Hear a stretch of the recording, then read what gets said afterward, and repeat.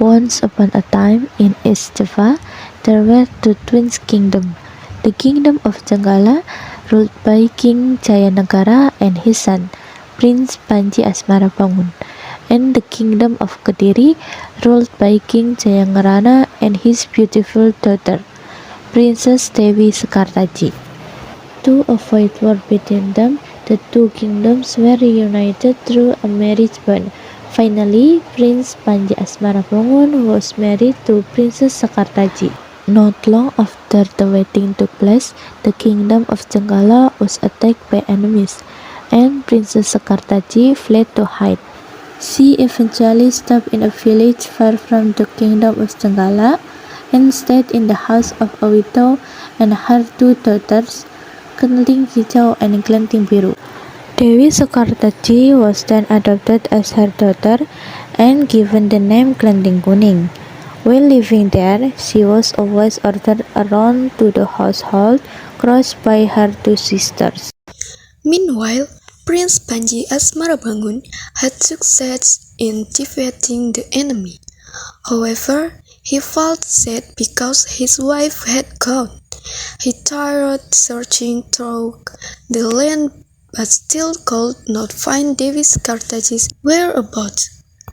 When the prince was about to give up, a guard came bringing news that he had seen someone who looked like Dewi Sekartaji in a small village. Then the prince went there disguised as a handsome prince who was looking for a bride. He also changed his name to Ande Ande Lumut, and the news spread about a handsome prince who was holding a contest to find a bride.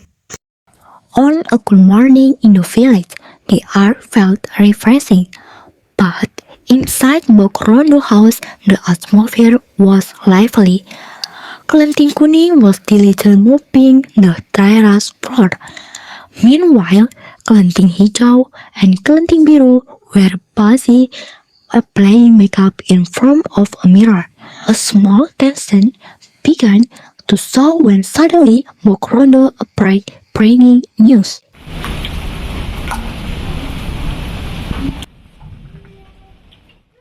My beautiful daughters, Hijau, Biru, I have wonderful news. What is it, Mom? You are disturbing me. I am fixing my earbud. Yes, Mom, our lipstick can smell. You know, the most handsome and richest young man from the tax village, Ande Ande Lumut, is holding a contest. He is looking for a wife. What?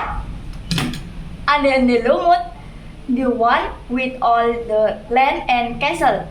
Wow, this is my chance! Sister, of course he will choose one of us. Exactly. Put on your best dress. I've prepared the silk scrappers. You must be the first to get there. Hearing that news, Kelenting Hijau and Kelenting Biru immediately became busy. They fought over the clothes and pushed each other, both wanting to look the most beautiful. The situation grew a little chaotic, but they didn't care as long as they could leave first.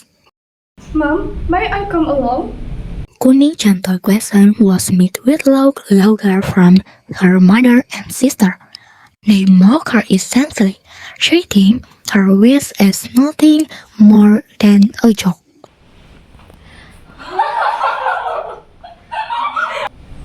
You want to come, Kuning?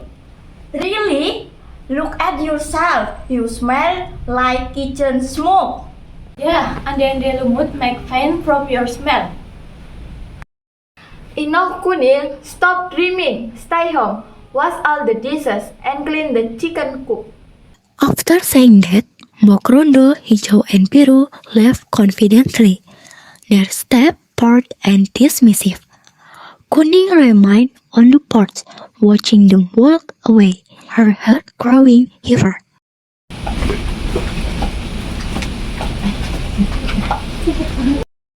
I have a strong feeling I must go there even if I have to follow them later.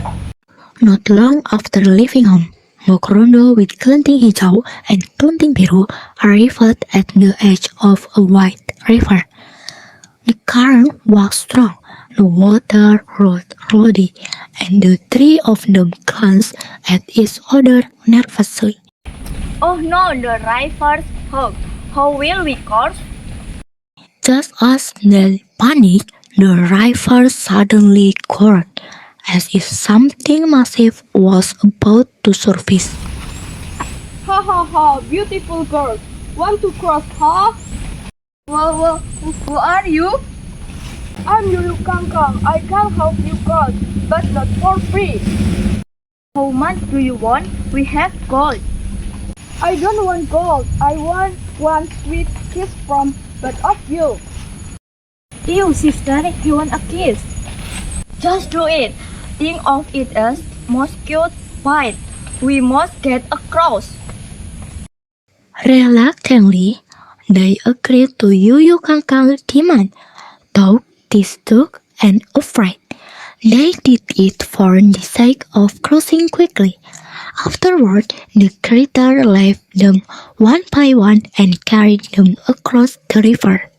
A moment later, Kelenting Kuning arrived at the riverbank. Oh, another one. Want to cross too?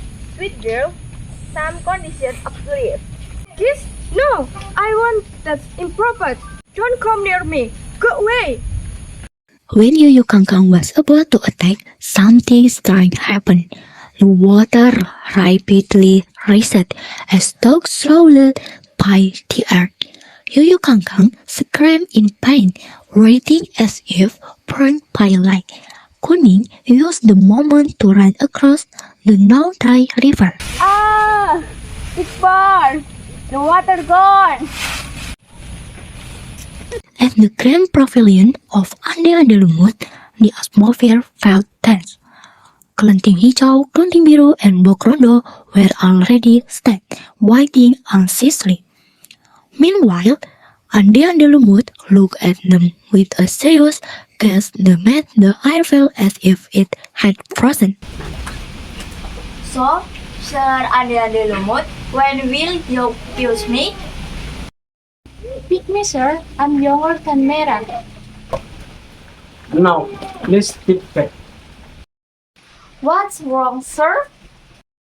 You smile like fish and mud. You must be of Yuyu Kangkang, did you? How did you know? I see. Our true values are dignity. Not one will sell herself just to cross a river. Hearing those words, Hijau, Biru, and Bokrondo instantly turned pale. They glanced at each other in embarrassment, lowering their heads in shame. Slowly, they began to race to leave, but before they could step away, Kelenting Kuning appeared, slightly out of breath. Forgive me, sir. My name is Kelenting Kuning. I came late. Kelenting Kuning, your clothes are dirty, but you don't smell foul. How did you cross? Yuyu Kangkang asked for a report, but I first said, please have help my journey with river. The stuff is royal, heirloom from the kingdom of Gundala. You know it, then are you fencing on Principality? And you must be my betrothed, Princess Dewi Sekartadi. What? She is a princess? No, we've mistreated a princess. The atmosphere softened instantly. Ande Ande Lumut gazed at Kuning with surprise, as if he had finally found his long-lost soulmate. Meanwhile, Hijau, Biru, and Bokrondo stood frozen, overwhelmed by regret for how they had treated her. Now only you won't pass this test of loyal. Will you marry me? Yes, my prince, I will. With her heart finally finding its place, Kelenting Kuning held the prince's hand. Behind them, Hijau, Biru, and Bokrondo bowed their heads, burdened with regret for their action.